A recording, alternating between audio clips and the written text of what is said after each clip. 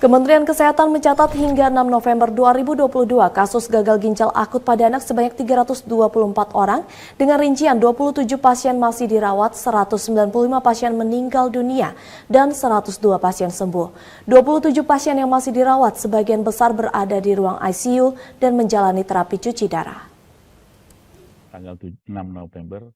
Kementerian Kesehatan mencatat kasus gagal ginjal akut pada anak hingga tanggal 6 November 2022 adalah sebanyak 324 kasus yang tersebar di 28 provinsi di seluruh Indonesia dengan rincian 27 pasien masih dirawat, 195 pasien meninggal dunia, dan 102 pasien dinyatakan sembuh. Juru bicara Kementerian Kesehatan Muhammad Syahril pada konferensi pers secara virtual Senin 7 November mengatakan pada 6 November 2022 tidak ada penambahan kasus baru ataupun penambahan pasien yang meninggal dunia.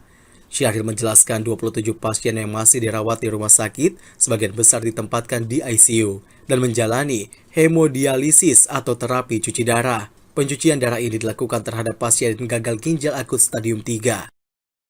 Nah, tentu saja anak ini kan mempunyai organ tubuh yang tidak seperti orang dewasa, sehingga memerlukan kekhususan.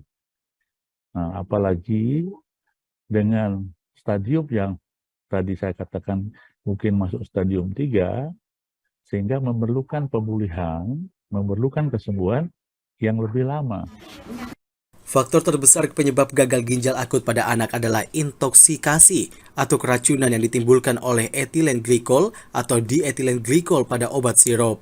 Hal ini ditemukan dari hasil penelitian gabungan yang dipimpin oleh Kementerian Kesehatan.